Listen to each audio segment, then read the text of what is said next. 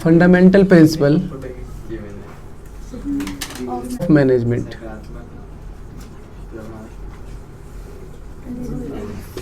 देखो जी, ये फंडामेंटल है, इसके बाद हम लोग पढ़ेंगे साइंटिफिक।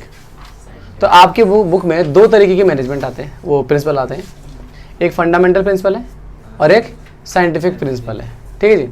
फंडामेंटल प्रिंसिपल के जो राइटर थे वो हेनरी फेयोल थे। इनका टाइम रहा 1841 से 1925। थोड़ा सा इनके बारे में जान जरूर लेना क्योंकि कई बार पूछ लेता है। फ्रांस के थे ये, फेमस इंडस्ट्रियलिस्ट, बहुत नामी इंडस्ट्रियलिस्ट थे।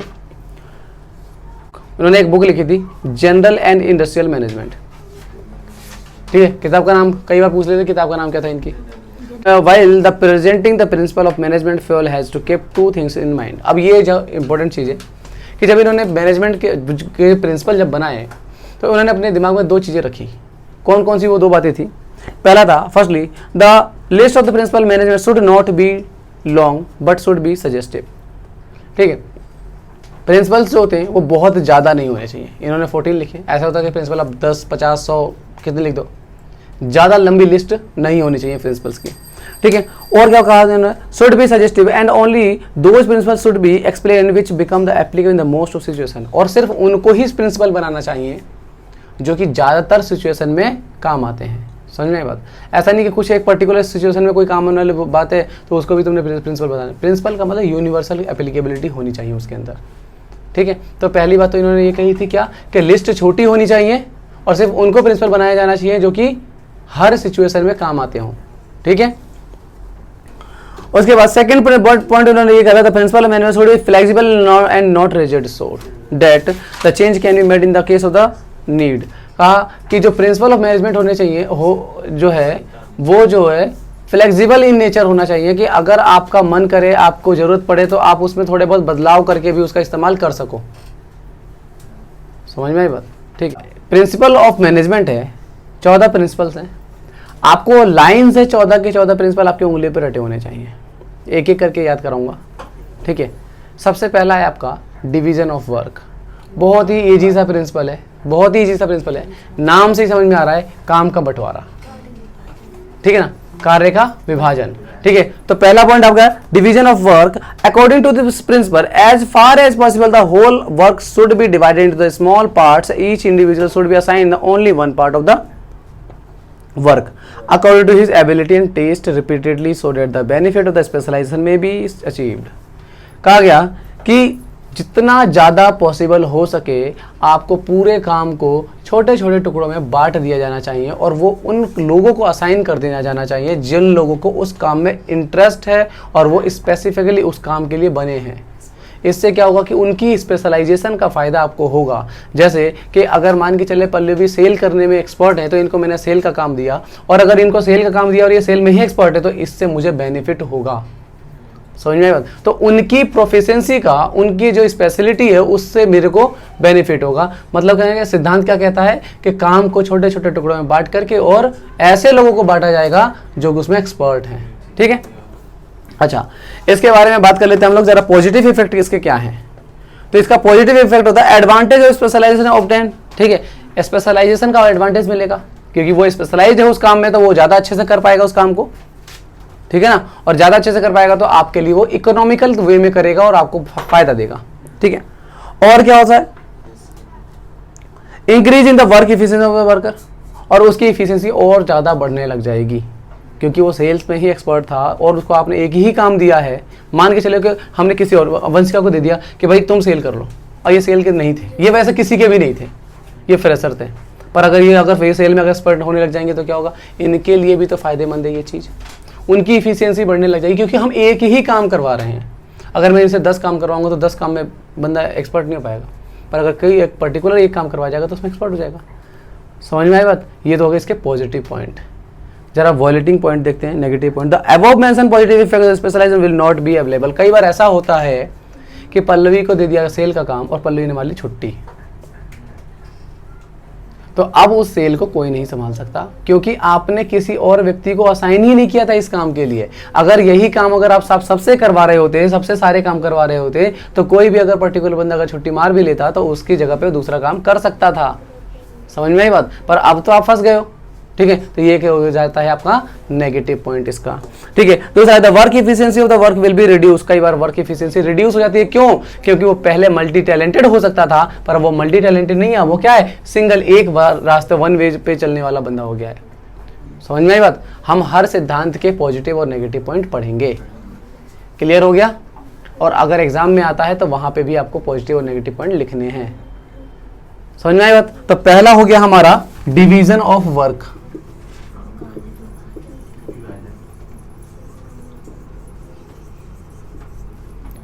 हाँ ना। अब देख नेक्स्ट पॉइंट है अथॉरिटी एंड रेस्पॉन्सिबिलिटी।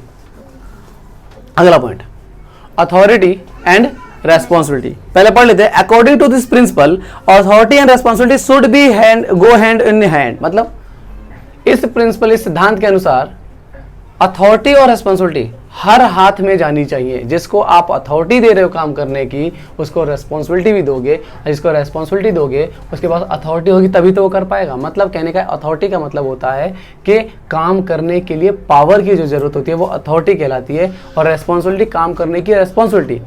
तो अगर मान के चलिए कि मैंने काजल को कोई काम दिया है और वो काम अगर इनको करने के लिए बोला है, तो उससे रिलेटेड राइट्स भी तो इनको देने पड़ेंगे, वरना ये काम कर ही नहीं पाएंगे।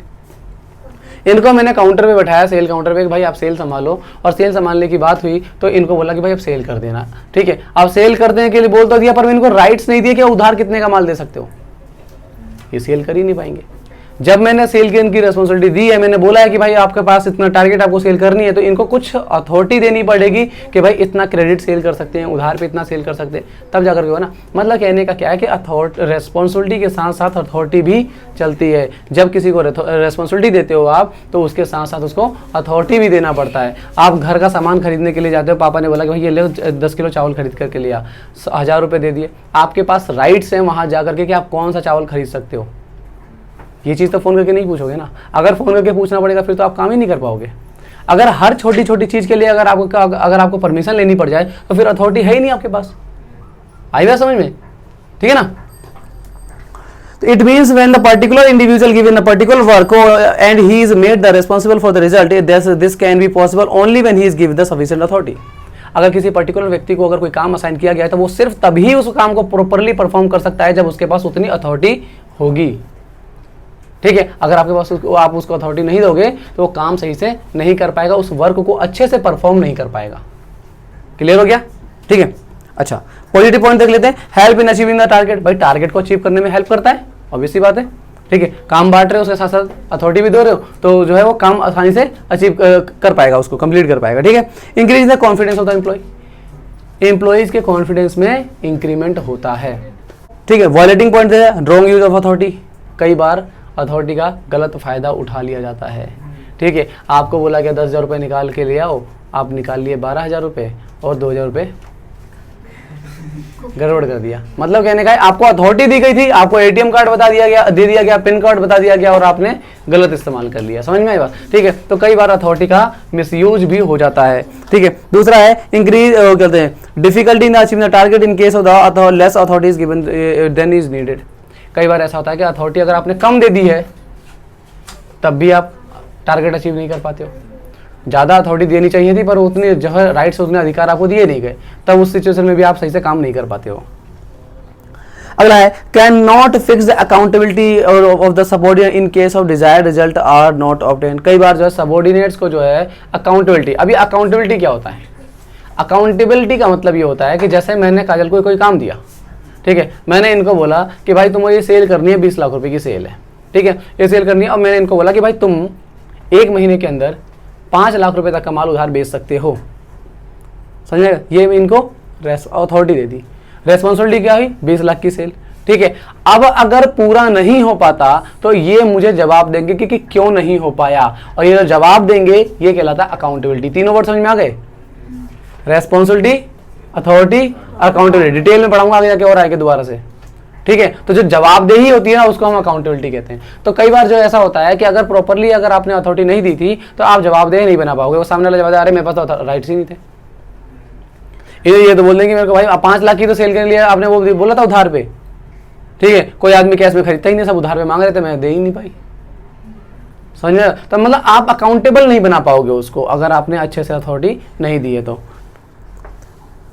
और क्या है, decline in the confidence of the employee, employee के कॉन्फिडेंस में डिक्लाइन होने लग जाता है अगर आप अथॉरिटी कम देते हो तो। ठीक है, ये हो गया आपका दूसरा, अथॉरिटी एंड रेस्पॉन्सिबिलिटी। अगला है डिसिप्लिन। डिसिप्लिन क्या है? According to this principle the organisation rules and employment agreement should be obey the both by the supervisor and subordinate which are necessary for the successful working of the organisation. तो discipline का जो सिद्धांत है ये कहता है कि आपका जो भी आपके एग्रीमेंट है, ये जो रूल्स एंड रेगुलेशन जो डिसाइड किए गए हैं ऑर्गेनाइजेशन के अंदर, वो दोनों के द्वारा ओबे किए जाने चाहिए, मतलब फॉलो किए जाने चाहिए, सुपरवाइजर, मैनेजर या फिर चाहे वर्कर। समझ में आई बात? ठीक है, दोनों के द्वारा ही फॉलो किए जाने चाहिए, नेसेसरी फॉर द सक्सेसफुल। और ये जो है नेसेसरी है किसी भी ऑर्गेनाइजेशन के सक्सेसफुली वर्क करने के लिए। समझ में आई बात? ठीक है, पॉजिटिव इफेक्ट देख लेते हैं। Discipline organised has been better reputation among the people. लोगों की नजर में इमेज आपकी अच्छी बन जाती है। ठीक है, जैसे आपके एम्प्लॉय, आपके जो ऑफिस के जो एम्प्लॉय हैं वो टाइमली आते हैं, टाइमली जाते हैं। ठीक है, अपने वेल ड्रेस्ड होते हैं, वेल बिहेवियर होते हैं। ठीक है, तो इस तरीके से तो क्या होता है कि जो पब्लिक देखती है ना कि यार इस कंपनी में काम करने वाले लोग बड़े वेल मैनर्स होते हैं, टाइमली पहुंच जाते हैं, है ना। आपकी मार्केट इमेज अच्छी होती है। मार्केट इमेज से कई बार फ्यूचर में कभी अगर आप यहाँ से जॉब छोड़ करके कहीं और जाते हो तो वो जल्दी रख लेता आपको, भाई वहां काम करके आया, वो तो बहुत अच्छी कंपनी है। समझ में आई बात? Increase the efficiency of the employee, better labour management relation, और लेबर और मैनेजमेंट के बीच का जो रिलेशन होता है वो ज़्यादा अच्छा हो जाता है, क्योंकि भाई मैं भी रूल के हिसाब से काम कर रहा हूँ और आप भी रूल के हिसाब से काम कर रहे हो। जब सब रूल के हिसाब से काम कर रहा है तो हारमोनी बनी रहती है। हारमोनी मतलब संबंध, तालमेल। ठीक है, नेगेटिव पॉइंट देख लेते हैं। Decline in the reputation of the organisation and efficiency of the employee. Employee की इफिशियंसी कम होने लग जाती है कई बार। ठीक है, क्योंकि उसको हर चीज रूल के हिसाब से चलना पड़ता है और रूल के हिसाब से चलने से कई बार चीजें जो है देरी से होने लग जाती हैं। ठीक है, height of the disorder, disorder की हाइट बढ़ जाते हैं। मतलब कौन सी चीज पहले होनी चाहिए थी, कौन सी चीज बाद में होनी चाहिए थी, इसका डिफरेंशिएशन, वो जो सीक्वेंस जो है कई बार गलत हो जाता है, क्योंकि रूल में लिखा हुआ कि भाई ये पहले करो, पर मुझे लग रहा है कि अगर मैं उस काम को पहले कर लूं तो ज्यादा जल्दी हो जाएगा। तो डिसऑर्डर के जो लेवल है वो बढ़ जाता है।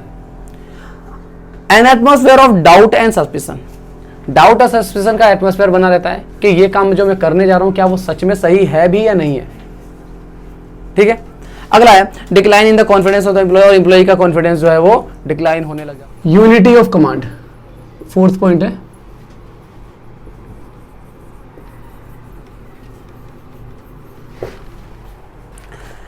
According to the principle of unity of command, an individual employee should receive order from only one superior at a time.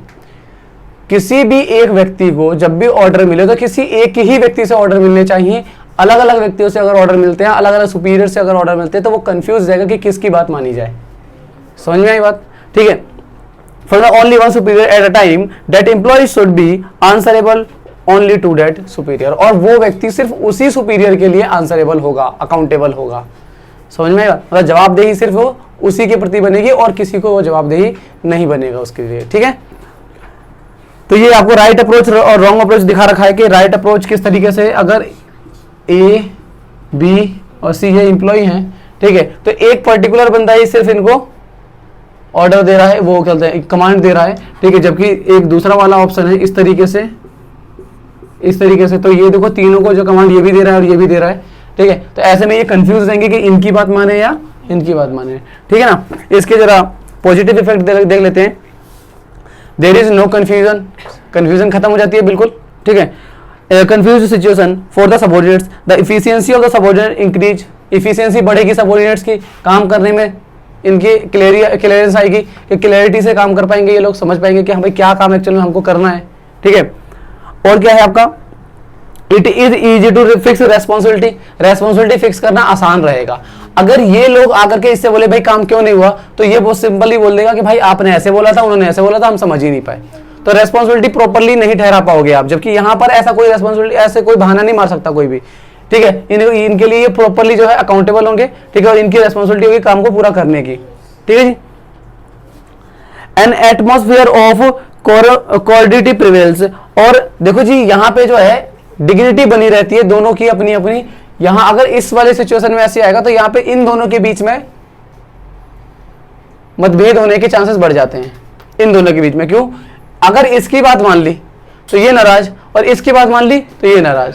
समझ में आया? इससे अच्छा भाई यूनिटी ऑफ कमांड रखो ना, एक ही बंदा सिर्फ ऑर्डर करे। ठीक है जी। वॉयलेटिंग इफेक्ट देख लेते हैं। It create a confuse situation for the subordinates. Subordinates के लिए कंफ्यूजन क्रिएट कर सकता है। ठीक है। It reduce the efficiency of the subordinate. Subordinate की इफिशियंसी को डिक्रीज हो जाएगी अगर इस तरीके से नहीं मानते हो उसको। तो क्या होगा कि काम करने में ये जो है सही से काम नहीं, क्लियरिटी के साथ काम नहीं कर पाएंगे ये लोग। ठीक है जी। It reduce the efficiency of the superior. Superior की इफिशियंसी भी कम हो जाती है। इन लोग ये भी सही से काम नहीं करवा पाएंगे। इनको काम करवाने की ड्यूटी है पर ये काम सही से नहीं करवा पाएंगे। और क्या है? Conflict due to the injured ego of the superior. और कॉन्फ्लिक्ट आने लग जाएंगे इसकी वजह से। ठीक है। कैसे? इन दोनों के बीच में आपस में कॉन्फ्लिक्ट, विवाद होने लग जाएंगे। ठीक है। 3 पॉइंट काफी है। 3 पॉजिटिव के पढ़ लो, 3 वॉयलेटिंग के पढ़ लो। ठीक है जी। नेक्स्ट पॉइंट है यूनिटी ऑफ डायरेक्शन। ऑलमोस्ट लगभग सेम ही है यूनिटी ऑफ कमांड और यूनिटी ऑफ डायरेक्शन के अंदर। यूनिटी ऑफ कमांड में सिर्फ कमांड देने की बात होती है, जबकि यूनिटी ऑफ डायरेक्शन के अंदर क्या होती है कि किसी काम को कैसे करना है ये बताया जाता है। ठीक है। तो 5th पॉइंट है आपका unity of direction. Unity of direction that there should be one head and one plan for a group activity having the same objective. एक ही प्लान होना चाहिए। ठीक है। वहां पे हम कमांड करने की बात करते हैं, यहाँ पे कमांड की बात नहीं हो रही है।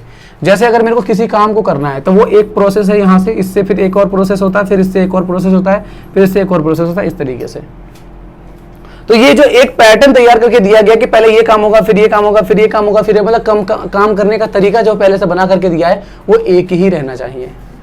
अभी ये हो रहा है, फिर कल कोई दूसरा तरीका आ गया, फिर कल कोई तीसरा तरीका आया, फिर कोई दूसरा मैनेजर है उसने अपना नया तरीका बना दिया।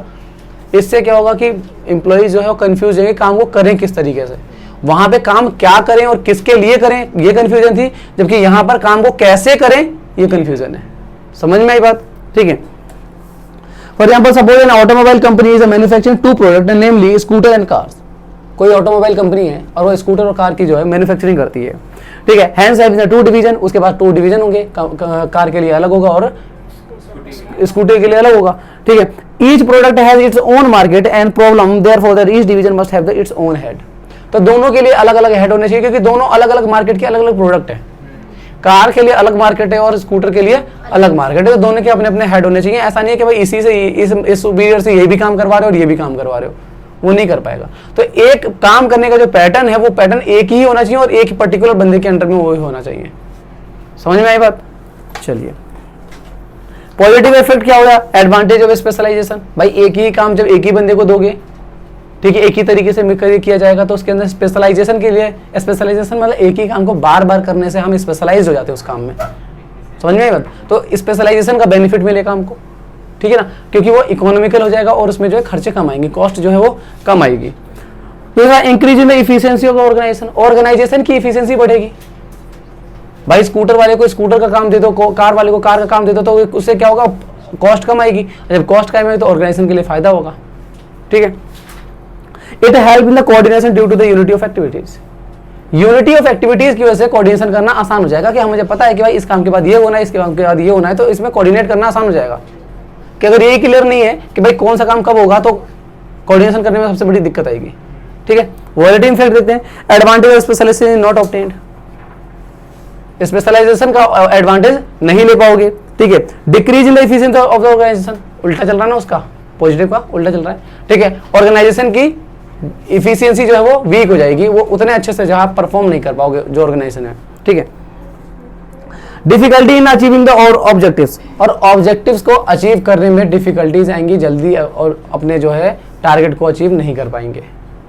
ऑर्गेनाइजेशन की बात कर लो चाहे किसी एम्प्लॉय की बात कर लो। ठीक है।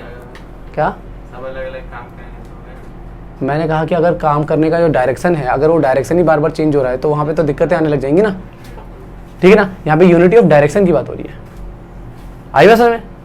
चलिए।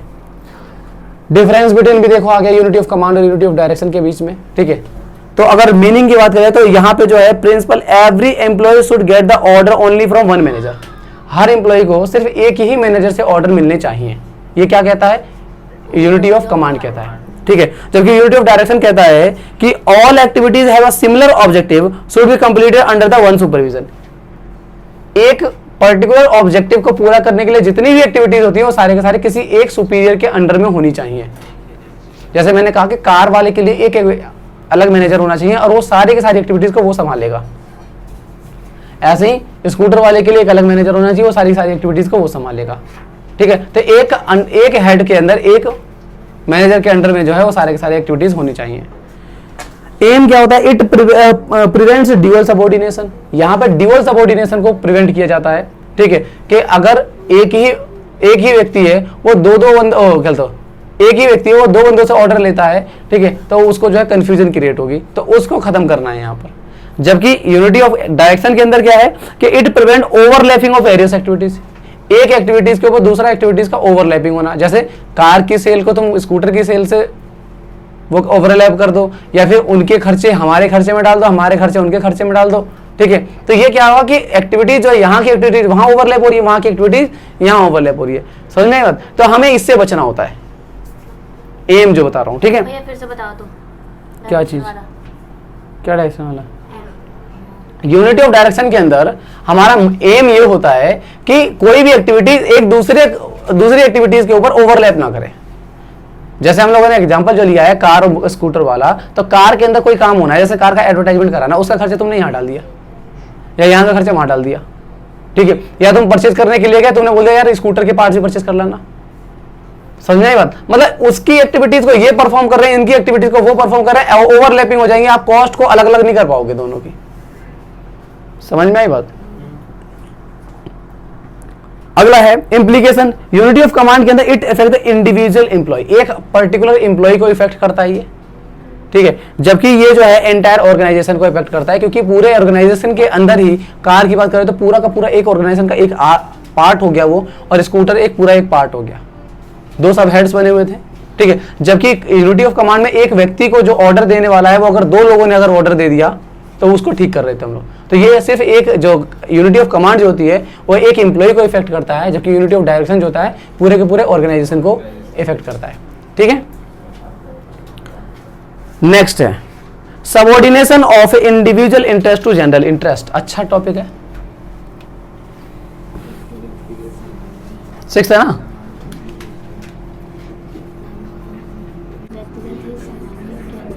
समझिए जी, the organizational rule of the employment agreement should be obeyed by the both superior and subordinate which are necessary for the successful the working of the organization। मतलब कहने का ये है कि ऑर्गेनाइजेशन के अंदर जितने भी एम्प्लॉय, जितने भी मैनेजर हैं, उनको कभी भी कोई भी एक्टिविटीज परफॉर्म करनी चाहिए तो वो अपने दिमाग में ये याद रखें कि हमें जो है ऑर्गेनाइजेशन की सक्सेस के लिए काम करना है, अपने फायदे के लिए काम नहीं करना है। कह रहा है कि individual individual interest to the general interest. आप अपने इंटरेस्ट को जनरल इंटरेस्ट तक लेके जा सकते हो, पर ऐसा नहीं करोगे कि अपने इंटरेस्ट के फायदे के लिए आप किसी ऑर्गेनाइजेशन को नुकसान पहुंचा दो। अगर आपको ऑर्गेनाइजेशन के फायदे में अपना फायदा दिखता है तो अच्छी बात है, पर आप ये नहीं कर सकते कि अपने फायदे के लिए तुम ऑर्गेनाइजेशन के फायदे को नुकसान पहुंचा दो। समझ में आई बात? देखो पेज पलट गया क्या? देखो जी, जैसे एक एग्जांपल लेते हैं कि मान के चलिए कि पल्लवी जो है एक ऑर्गेनाइजेशन के अंदर मैनेजर है, ठीक है, और ये परचेज मैनेजर है, और जिस रॉ मटेरियल को ये परचेज करती हैं अपनी ऑर्गेनाइजेशन के लिए, उसी रॉ मटेरियल का बिजनेस जो है इनका भाई करता है।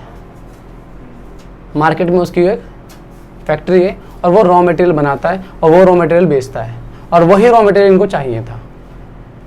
समझ में आई बात? इन्होंने क्या किया, मार्केट रेट से 10 रुपये ज़्यादा पर अपने भाई से खरीद लिया ताकि भाई को ज़्यादा फायदा हो जाए। समझ में आई बात? आप इतना कर सकते थे कि मार्केट से खरीदते, जो मार्केट रेट चल रहा था किसी दूसरी दुकान से खरीदते, आप अपने भाई की दुकान से खरीद लेते, ठीक है, उसमें भी तो तुम्हारा फायदा ही था। पर इन्होंने अपना इंडिविजुअल इंटरेस्ट को बढ़ाने के चक्कर में ऑर्गेनाइजेशन को नुकसान करा दिया। समझ में आई बात? वो 10 रुपए सस्ते पे किसी भी मार्केट में कहीं से भी खरीदा जा सकता था, पर उन्होंने नहीं, उन्होंने 10 रुपए 50 रुपए महंगा खरीदा अपने भाई से कि अपने भाई को ज्यादा प्रॉफिट कराना था। समझ में आया? इसे कहते हैं individual interest to general interest. आपने इंडिविजुअल इंटरेस्ट को जो है ज्यादा सुपीरियरिटी दे दी, ठीक है, जबकि जनरल इंटरेस्ट आप ऑर्गेनाइजेशन के इंटरेस्ट को भूल गए। समझ में आई बात? ठीक है, देखो एग्जांपल भी दे रखा है। For example, a purchase manager of a company has to purchase 100 ton of raw material for his son happen to supplier along with the supplier in the market. The manager purchase the raw material from the son at the higher rate of the market. जो manager ने अपने बेटे से ही वो माल खरीद लिया और higher rate पे खरीद लिया, अपने मार्केट से ज्यादा रेट पर, ठीक है। This will profit well manager personally, manager का अपना पर्सनली प्रॉफिट तो हो गया, जैसे हमारे केस में पल्लवी ने अपना प्रॉफिट, पर्सनल प्रॉफिट तो बढ़ा लिया, पर ऑर्गेनाइजेशन को नुकसान करवा दिया। समझ में आई बात? ठीक है, बट द कंपनी विल इंकर the heavy loss. This situation is undesirable. ऐसी सिचुएशन नहीं होनी चाहिए, ऐसी इस तरीके का काम नहीं होना चाहिए। समझ में आई बात? ठीक है, क्लियर हो गया? Individual interest to general interest, ठीक है। अब देखो जी पॉजिटिव पॉइंट देखो क्या है, ऑब्जर्विंग ह्यूमैनिटी। भाई ह्यूमन एथिक्स वर्क कर रहे हैं, आपका किसी को नहीं पता चलेगा ये चीज, आपने घपलेबाजी करी है, चाहे शायद पता चल भी जाए, नहीं भी चलेगा तो ये तो गलत है ना। ह्यूमन एथिक्स कहते हैं कि भाई आप ये चीज मत करो। जिस संस्था के लिए काम कर रहे हो, जिस संस्था के लिए कमा रहे हो, और उसी संस्था को अगर आप नुकसान पहुंचा रहे हो, तो ये ह्यूमैनिटी का बिहेवियर नहीं है, ठीक है। नेक्स्ट है everybody profit in the profit of the company. अगर कंपनी को प्रॉफिट करवाते हो तो आपका भी प्रॉफिट है, ऑब्वियसली बात है भाई। कंपनी को अगर प्रॉफिट करा दो, कंपनी जितने साल तक चलती रहेगी, आपकी नौकरी बनी रहेगी। अगर आप नुकसान करवा दोगे तो होगा क्या? ऑर्गेनाइजेशन को अच्छा प्रॉफिट करवाओगे आप, तो उस प्रॉफिट से वो लंबे टाइम तक चलती रहेगी, और लंबे टाइम तक चलते आपकी नौकरी भी तो बनी रहेगी। आप अभी उसको नुकसान करा दिया, ऐसे करके आप बार बार नुकसान कराते रहोगे, अपना प्रॉफिट तो कमा लोगे, क्या होगा? बेरोजगार हो जाओगे एक टाइम पे आकर के। यही होगा ना भाई, तो कंपनी बंद हो जाएगी, तो जब तक जाएगी ना आपकी, समझ में? और सारे एम्प्लॉइज की जॉब जाएगी, तुम्हारी अकेले की तो जाएगी नहीं, ठीक है ना। अगला है ऑर्गेनाइजेशन ऑब्जेक्टिव आर ऑब्टेन्ड, ठीक है। अगर इसको करते हैं तो ऑर्गेनाइजेशन के ऑब्जेक्टिव्स को पूरा कर पाओगे। कौन कौन से ऑब्जेक्टिव? वही 3 वाले, प्रॉफिट, सर्वाइवल, ग्रोथ, ठीक है ना। Coordination between the individual and organisational objective. और इससे क्या होता है कि इंडिविजुअल और ऑर्गेनाइजेशन दोनों के ऑब्जेक्टिव के बीच में कोऑर्डिनेशन बन जाता है, तालमेल बन जाता है। कैसे? भाई आपने अपना भी प्रॉफिट कर लिया और कंपनी का भी करा दिया। आप उस मार्केट रेट पे या उससे सस्ते में खरीदो ना, अगर खरीद रहे हो तो। अगर एम्प्लॉय होने के नाते क्या करोगे? आपको फायदा अगर कमा करके देना उनको, तो आप सस्ते में खरीदो, ठीक है। अगर आपके रिलेटिव हैं तो आप उनसे बोलो कि भाई अपनी कंपनी के लिए चाहिए, थोड़ा रेट सस्ता लगा, या फिर जो मार्केट रेट चल रहा है उस मार्केट रेट पे खरीदो। समझ में आई बात? अगला है, अगर वॉयलेटिंग पॉइंट है तो ह्यूमैनिटी जो है वो वॉयलेटेड हो रहा है, ठीक है। इंक्रीज इन जेलेसी बढ़ती जाएगी। कैसे? कंपनी वाले आपसे नफरत करने लग जाएंगे, आप कंपनी से नफरत करने लग जाओगे।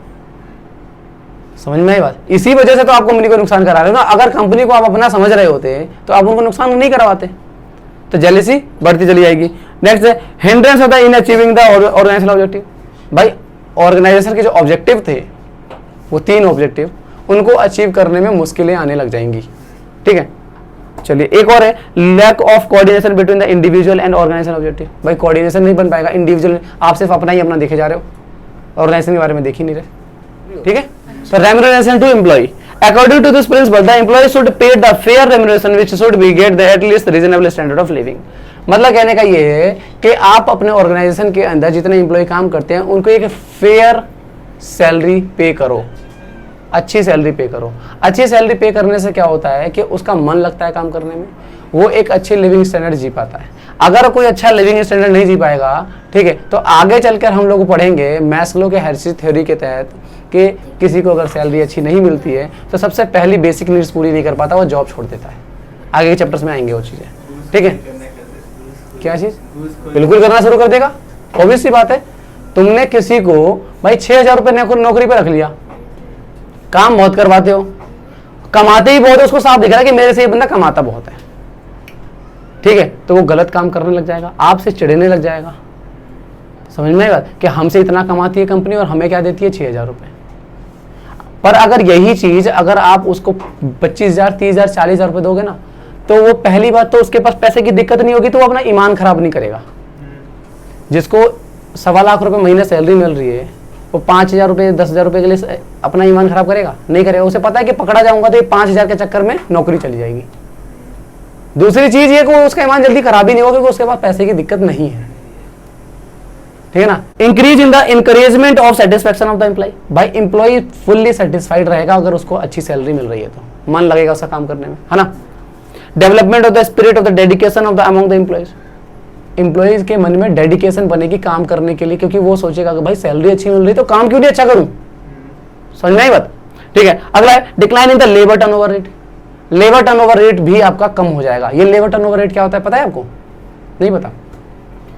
आपके एम्प्लॉय आपके ऑर्गेनाइजेशन के अंदर कितने लोग आते हैं और कितने लोग छोड़ के चले जाते हैं, बार बार ये राउंड कितना लगा रहता है, ये कहलाता है आपका लेबर टर्नओवर, ठीक है। अगला है वॉलेटिंग इफेक्ट, डिक्लाइन द इनकरेजमेंट, भाई सेटिस्फेक्शन खत्म हो जाएगी, इनकरेजमेंट खत्म हो जाएगी, नया कुछ करने का मन नहीं करेगा, क्रिएटिविटी नहीं रहेगी उनके अंदर। क्यों मेहनत करें, पैसे तो मिलते नहीं उतने, समझ में आई बात। अगला है इनकरेजमेंट टू डिसऑनेस्टी, बेईमानी के लिए इनकरेज होने लग जाएंगे एम्प्लॉइज, ठीक है। फिजा तो मुस्कुरा गई, दिख गया मुझे तुम्हारा फ्यूचर एकदम बिल्कुल सलाखों के पीछे। Increase in the labour turnover rate, ठीक है। लेबर टर्नओवर रेट आपका बढ़ने लग जाएगा क्योंकि बार बार नए एम्प्लॉय आएंगे, सैलरी पसंद नहीं आएगी, कुछ दिन में छोड़ के चले जाएंगे, फिर एम्प्लॉय आएंगे, फिर छोड़ के चले जाएंगे। और लेबर टर्नओवर रेट बढ़ने से क्या होता है, मार्केट वैल्यू आपकी ऑर्गेनाइजेशन की खत्म हो जाएगी। भाई ऐसी क्या चीज है इस ऑर्गेनाइजेशन के अंदर के लोग आते हैं टिकते नहीं है, टिकते इसलिए नहीं क्योंकि भाई मालिक खराब है, पैसा अच्छा नहीं देता, समझ में आई बात, ठीक है। 8th प्रिंसिपल है सेंट्रलाइजेशन एंड डिसेंट्रलाइजेशन।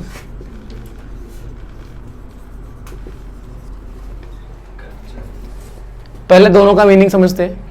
सेंट्रलाइजेशन का मतलब होता है कि सारे की सारी पावर किसी एक ही व्यक्ति के पास आ जाए, उसे कहते हैं सेंट्रलाइजेशन।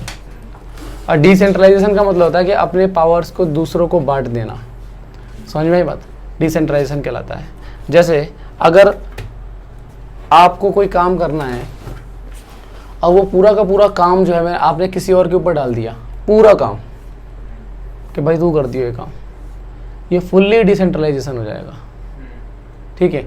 मैंने जैसे बोर्ड ऑफ डायरेक्टर ने या किसी मैनेजर ने अपने सारा का सारा काम जो है किसी एम्प्लॉय को दे दिया या 10 एम्प्लॉय में बांट दिया, वो डिसेंट्रलाइजेशन हो जाएगा। सेंट्रलाइजेशन का मतलब है कि सारा का सारा काम अपने राइट्स जो है, सारे राइट्स जो है अपने अंडर में रख लिए, कोई भी डिसीजन लेना हर कोई मुझसे आएगा, पूछेगा और काम करेगा, कोई भी अपने आप एक्शन नहीं ले सकता, मुझसे पूछ करके ये एक्शन लेगा, ये सेंट्रलाइजेशन कहलाता है, ठीक है। सिद्धांत आपका ये कहता है कि ना तो प्रॉपरली सेंट्रलाइजेशन होना चाहिए और ना ही प्रॉपरली जो है डिसेंट्रलाइजेशन होना चाहिए, दोनों का अगर मिक्सअप रहेगा तो ही अच्छा है। अगर पूरा सेंट्रलाइजेशन कर दोगे तब भी दिक्कत आएगी और पूरा डिसेंट्रलाइजेशन कर दोगे तब भी दिक्कतें आएंगी, ठीक है जी। According to this principle the superior should adopt the effective centralisation instead of the complete centralisation. Complete centralisation ना करके इफेक्टिव सेंट्रलाइजेशन को हम लोगों को फॉलो करना है एंड डू नॉट यूज कहते हैं कंप्लीट डिसेंट्रलाइजेशन।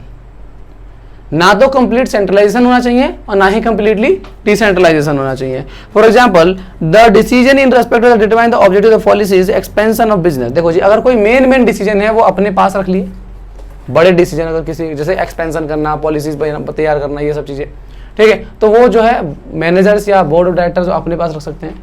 और अगर कोई छोटे छोटे मोटे डिसीजन है, उन डिसीजंस को वो जो है सबऑर्डिनेट्स को दे सकते हैं कि भाई तुम इसके ऊपर डिसीजन लेकर के काम कर लेना। समझ में आई बात, ठीक है जी। तो इसके जो है हम लोग पॉजिटिव इफेक्ट और नेगेटिव इफेक्ट पढ़ लेते हैं। Decrease in the workload of the superior, भाई अगर काम बांटोगे तो आपका वर्कलोड कम हो जाएगा, आई बात समझ में, ठीक है। बेटर एंड क्विक डिसीजन, अच्छा और आसानी से डिसीजन लिया जा सकेगा। अगर आपने सारे के सारी पावर अपने पास ही रख ली तो बार बार हर छोटी छोटी चीज़ पे फ़ोन करेंगे, भैया ये बताओ, वो बताओ, सर वो बताओ, यार ये कैसे करना है, वो कैसे करना है, ठीक है ना। जबकि अगर मैं उसको सेंट्रल अथॉरिटी दे देता हूँ तो वो अपने आप ही अपने हिसाब से एक्शन लेकर के और उसे जो है कंप्लीट कर लेगा काम को, ठीक है। Increase in encouragement to the subordinates, subordinates जो होते हैं वो इंकरेज होंगे, कहने का मतलब ये है कि मोटिवेट होंगे, उन्हें भी लगेगा भाई हमें भी, हमारी भी कोई वैल्यू है, हमें भी जो है अधिकार मिले हुए हैं काम करने का, ठीक है, राइट मिला हुआ है। समझ में आई बात? 3 पॉइंट हो गए। वॉलेटिंग में आ जाते हैं, decline in the increment of satisfaction of the employee. अगर नहीं करते हो तो डिससेटिस्फेक्शन बढ़ जाएगी। डिससेटिस्फेक्शन मतलब नाराजगी रहेगी, मन में थोड़ा सा वो रहेगा कि यार हमारी कोई वैल्यू नहीं है, जो भी चीज़ छोटे से छोटा काम भी जो है हमें पूछ के करना पड़ता है। समझ में आई बात? ठीक है। Unnecessary in the workload of the superior, superior का वर्कलोड बढ़ जाएगा। किस तरीके से? अगर आप सेंट्रलाइजेशन रखते हो पूरा का पूरा, तो पूरा का पूरा काम आपके ऊपर ही रहेगा। आप इंपॉर्टेंट काम को भी आप ही करोगे, और जो नॉन इंपॉर्टेंट होंगे, जो ज़्यादा इंपॉर्टेंट नहीं होंगे, उन कामों को भी आपको ही करना पड़ेगा, क्योंकि आपने किसी और को तो पावर दिए नहीं, राइट्स दिए नहीं करने के लिए। ठीक है, वर्कलोड ज़्यादा होगा, वर्कलोड ज़्यादा होने की वजह से कई बार गलती होने के चांसेस बढ़ जाते हैं। समझ में आई बात? इम्पेशेंस एंड रॉन्ग डिसीजन, कई बार गलत डिसीजन लिए जाते हैं, क्योंकि आप जो है जल्दीबाजी में काम करने लग जाते हो इस वजह से। ठीक है, so by superior in case of complete centralisation and weak decision. Decline in the encouragement of the subordinates, और जो सबऑर्डिनेट्स होते हैं उनका इंकरेजमेंट जो होता है वो डिक्लाइन होने लग जाता है, वो जो है डीमोटिवेट होने लग जाते हैं। ठीक है, खत्म। नेक्स्ट है हमारा स्केलर चेन। क्या होता है ये?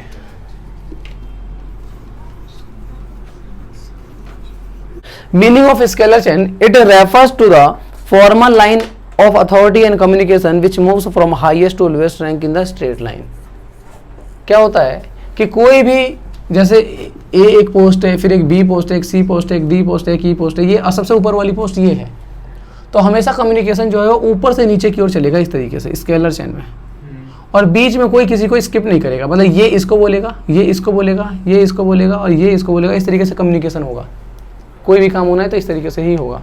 ठीक है, इसे कहा जाता है स्केलर चेन। समझ में आई बात? ठीक है। फॉयल का क्या ओपिनियन था? ये फॉयल जो थे इनका क्या ओपिनियन था?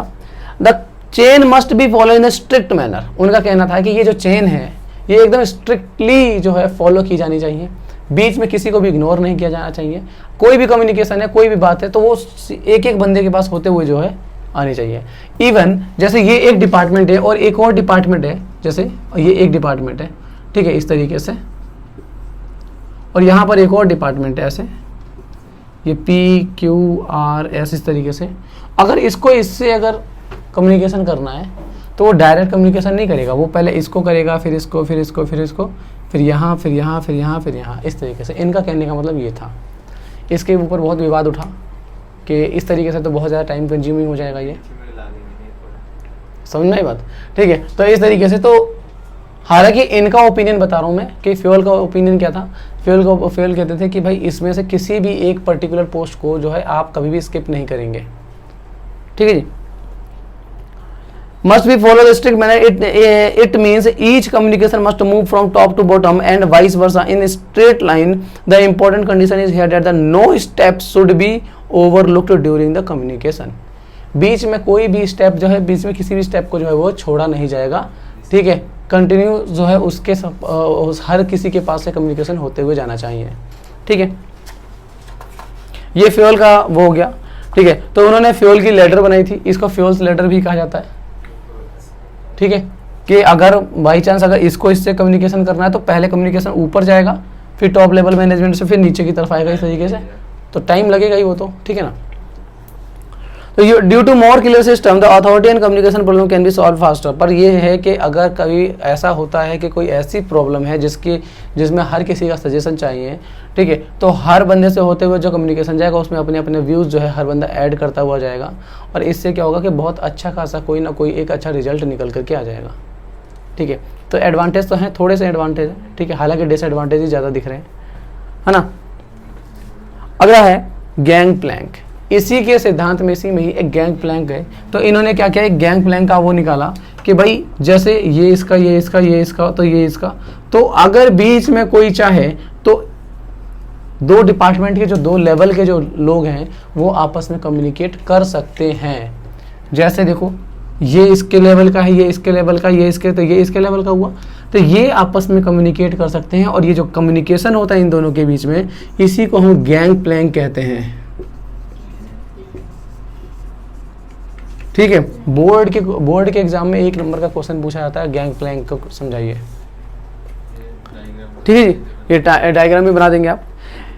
तो क्या है ये, इनके जो इनका सिद्धांत था उस सिद्धांत का ये एक्सेप्शनल पॉइंट है। एक्सेप्शनल पॉइंट है कि ऐसा एक्चुअल में जनरली कभी नहीं होता है। इनके फ्योल ने ये बात मना की थी कि भाई हमेशा कम्युनिकेशन ऐसे जा करके ऐसे जाएगा, बट बीच में क्या है, बाद में एक इस चीज़ का इजाद किया गया कि भाई ये एक तरीका अच्छा है जिससे कि कम्युनिकेशन अगर हम कर लेते हैं तो कम्युनिकेशन थोड़ा फास्टर हो जाएगा।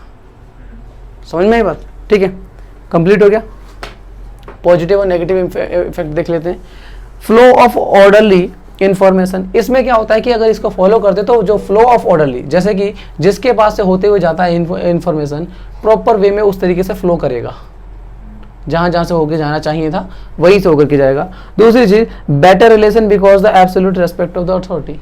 मान के चलिए आपने कभी कोई कम्युनिकेशन किया, इसको किया, इसने डायरेक्ट इसको कर लिया, ये बीच के जो लोग हैं इनकी रेस्पेक्ट कम हो जाएगी। ये सोचेंगे यार हमारी तो कोई इज्जत ही नहीं रही, हमसे तो कोई पूछता ही नहीं, डायरेक्ट यहाँ चला गया ये बंदा।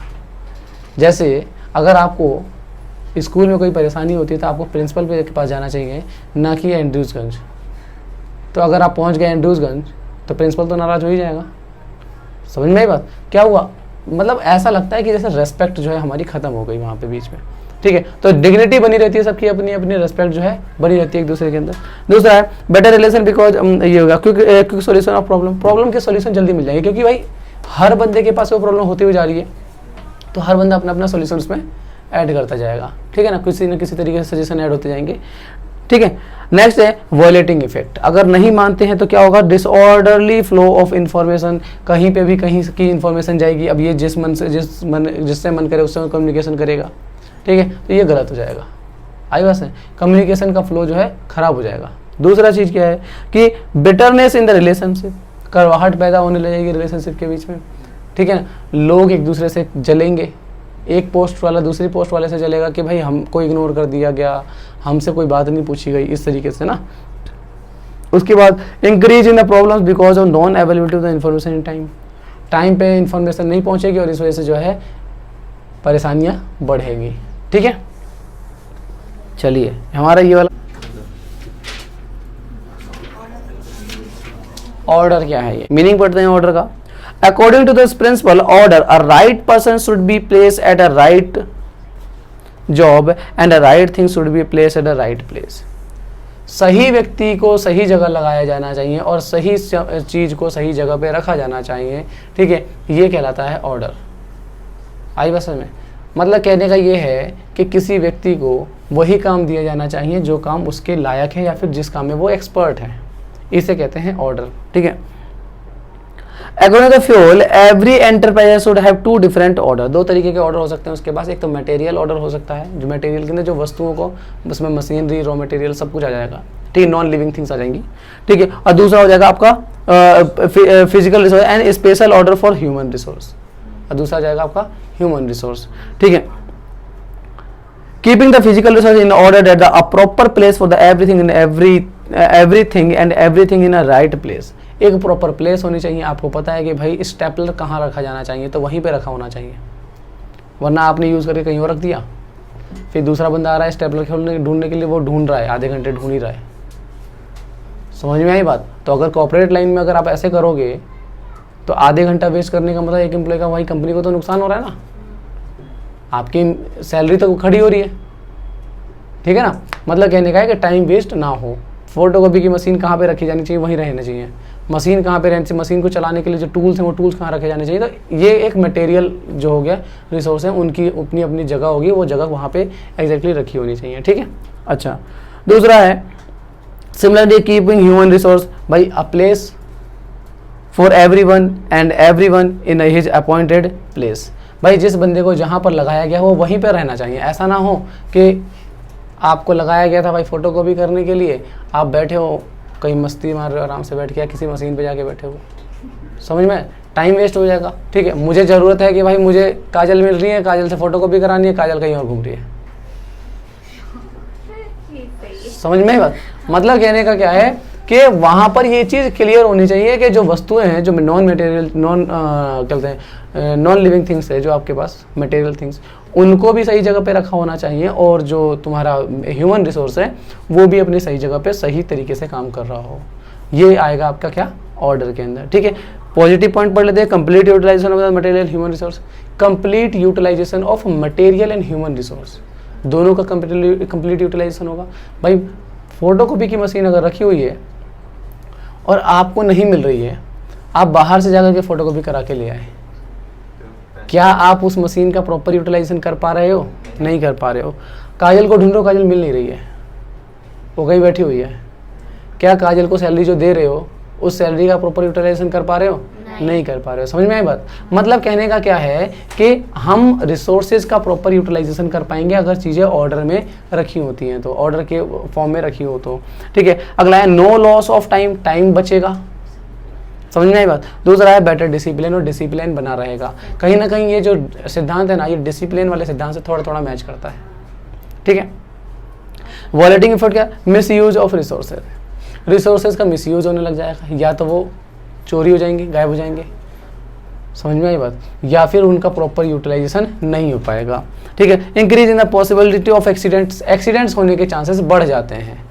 कैसे? टूल्स कहीं और रखा था, ठीक है, और जब टूल्स की जरूरत पड़ी नहीं मिला, चीज़ें खराब हो गई। समझ में आई बात? ठीक है, क्या चीज़?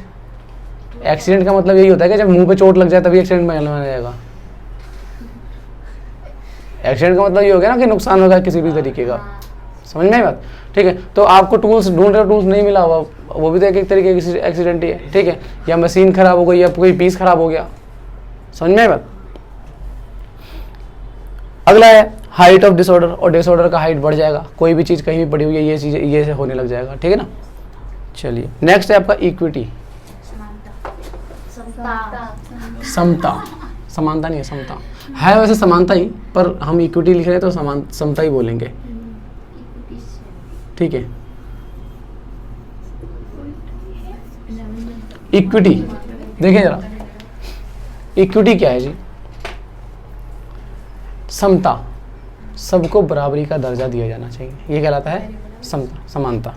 ठीक है, according to this principle the manager should treat their subordinate as fairly as possible so that they develop a feeling of the dedication for their work।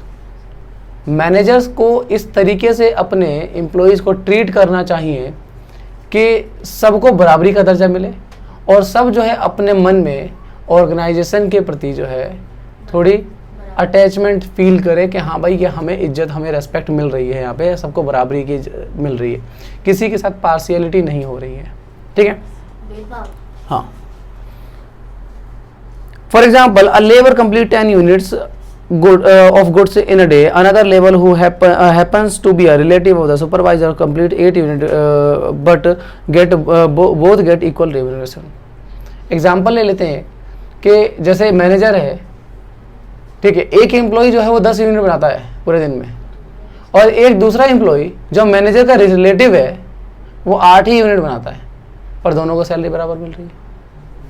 ऐसा नहीं होना चाहिए ना। समझ में आई बात? क्या होगा फिर इससे? जो 10 यूनिट बनाने वाला बंदा है वो भी 8 ही बनाने लग जाएगा। ठीक है, और इसमें होगा क्या? ऑर्गेनाइजेशन को नुकसान होगा। ठीक है, आपको इसमें इंसेंटिव प्लान्स यूज कर सकते हो कि भाई जो ज़्यादा बनाएगा उसको ज़्यादा सैलरी, जो कम बनाएगा वो कम सैलरी पाएगा। ठीक है ना? तो आप पार्शियलिटी नहीं कर सकते किसी के साथ। ठीक है ना? तो ये कहलाता है आपका इक्विटी। बात करते हैं इसके, द एम्प्लॉय रिमेन सेटिस्फाइड। अगर इक्विटी रहेगी तो एम्प्लॉय जो है वो सेटिस्फाइड रहेंगे, खुशी से काम करेंगे। ठीक है, increase the sense of devotion to the organisation, अपना टाइम, अपना जो वो क्या कहते हैं रेस्पेक्ट कंपनी के प्रति जो है ज़्यादा बढ़ेगी। वो कहेगी कि भाई सबको बराबरी का दर्जा मिलता है। ठीक है, skilled employee to try to improve अपन देयर, इस जो स्किल एम्प्लॉय है वो और अपने आप को बेटर करेंगे, और जो अंडर डेवलप्ड है, जो अच्छे नहीं है, वो भी अपने आप को डेवलप करने की कोशिश करने लग जाएंगे अगर सैलरी में डिफरेंशिएशन होगा तो। ठीक है, वॉलेटिंग इफेक्ट देखते हैं, क्रिएट डिससेटिस्फैक्शन, डिससेटिस्फैक्शन आने लग जाएगी लोगों के मन में। वो सोचेगा कि भाई जब मैं इतनी मेहनत करता हूँ और इतने यूनिट बनाता हूँ, उसके बावजूद मेरे को अगर सैलरी बराबर ही मिल रही है तो फिर मैं क्यों मेहनत करूँ? तो डिस्करेज होगा, वो आगे चल के जो है वो काम कम करेगा या मेहनत कम करेगा। ठीक है, skilled worker lose the confidence in the organisation, skilled worker जो होंगे वो अपना कॉन्फिडेंस लूज कर देंगे, ठीक है, वो उतने मन से काम करना बंद कर देंगे, ठीक है। Decline in the efficiency of the skilled worker, skilled worker की इफिशियंसी कम हो जाएगी, काम करने की कैपेबिलिटी वो कम कर देगा अपने आप ही, ठीक है। और इंक्रीज इन द केयरलेसनेस, और सब केयरलेस हो जाएंगे। समझ में आई बात, ठीक है। चलो जी, स्टेबिलिटी ऑफ पर्सनल के पे चलते हैं। अगला 12 ऑलमोस्ट खत्म। क्या कह रहे,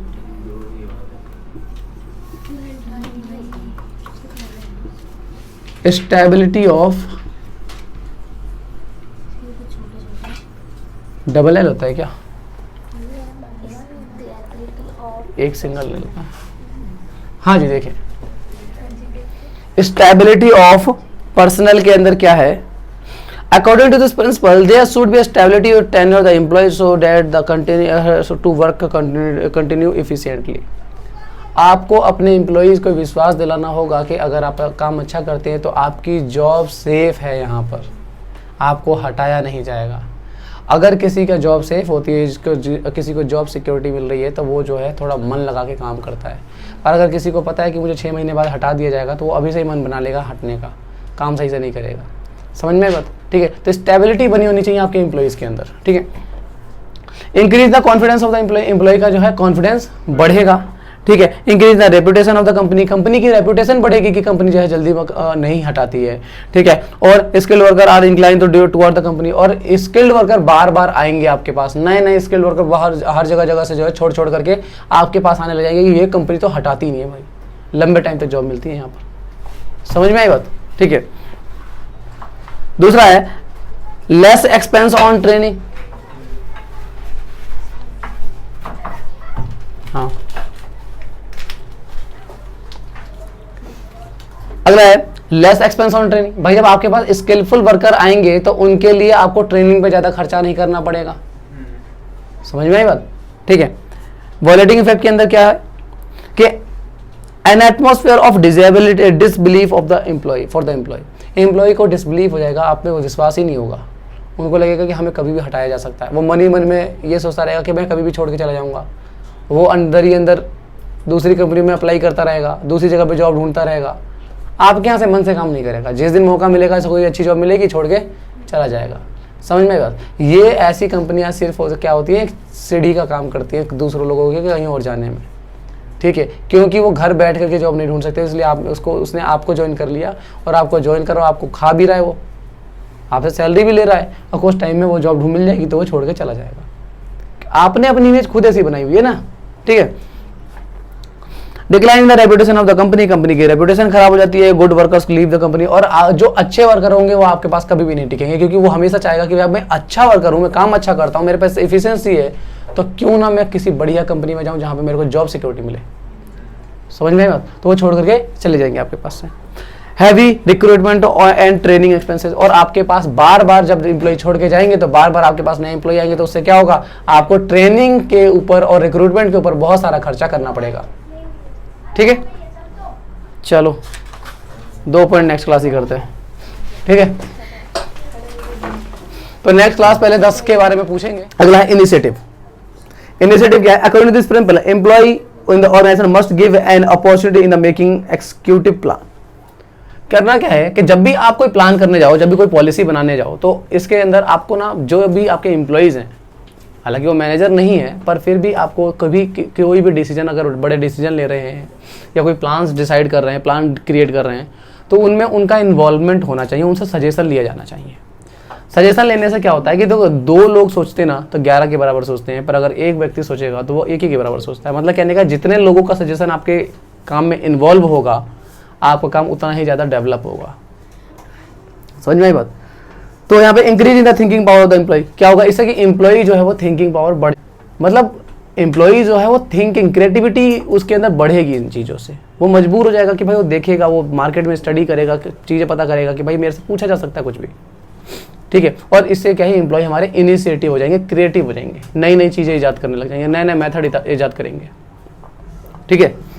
तो cooperation of the employee in the implementing decision, ठीक है। और जो भी डिसीजन आप इम्प्लीमेंट करोगे उसके अंदर कोऑपरेशन रहेगा एम्प्लॉयज़ का, और ऐसे इम्प्लीमेंटेशन होने से क्या होता है, साथ देना। अगर मान के चलिए मैं एक नियम बनाने जा रहा हूँ, मैंने बोला कि भाई अब से जो है ऑफिस टाइमिंग जो है वो 10 से नहीं होकर के 9 बजे से होगी, मॉर्निंग के 9 बजे से, ठीक है, और अगर किसी को एतराज़ है तो बताएं, ठीक है। अगर मैंने उस समय पे सबको कन्विंस कर लिया है और सब मान गए, तो नेक्स्ट टाइम जब मॉर्निंग में जब वो लोग आएंगे तो वो अगर लेट होएंगे तो उनको खुद जवाब देना पड़ेगा कि ये जो रूल्स और रेगुलेशन बनाए गए वो हमने ही बनवाए थे। जब रूल्स एंड रेगुलेशन बनाए जा रहे थे तो हम वहाँ पे सजेशन में थे। Increase in the sense of attachment of the organisation, और इनकी जो अटैचमेंट ऑर्गेनाइजेशन के साथ जो अटैचमेंट है वो अटैचमेंट बना रहेगा, ठीक है, और ज़्यादा बढ़ जाएगा। किस तरीके से? वो सोचेंगे यार ऑर्गेनाइजेशन कितनी अच्छी है, हम एम्प्लॉईज़ हैं, एम्प्लॉई को भी जो है अपने बड़े बड़े डिसीजंस में हमको जो है बुलाती है, बिठाती है, तो क्या था, मोटिवेशन मिलती है, ठीक है जी। वॉलेटिंग इफेक्ट क्या होगा? Decline the thinking power of the employee, employees की जो थिंकिंग पावर वो जो है खत्म हो जाएगी, क्योंकि आपने उनको सोचने के लिए बनाया नहीं, आपने एक काम टास्क दे दिया, वो काम ही वो करते रहते हैं रोज, समझ में आई बात? तो वो जो है ज़्यादा क्रिएटिव नहीं हो पाएंगे। An atmosphere of non cooperation, non cooperation का एटमोसफेयर से स्टार्ट हो जाएगा कि जो वो काम अपना काम करने तो हम अपना काम करते रहेंगे, इस तरीके से काम चलेगा, कॉपरेशन वाली बात रह नहीं जाएगी, ठीक है। अगला है आपका decline in employees attachment to the company, company और एम्प्लॉइज के बीच जो अटैचमेंट होता है वो अटैचमेंट कम होने लग जाएगा, ठीक है जी। आ जाते हैं लास्ट, स्प्रेड द क्रॉप्स, मतलब होता है कि इस पर टीम स्पिरिट को कहा जाता है, स्प्रेड द क्रॉप्स का।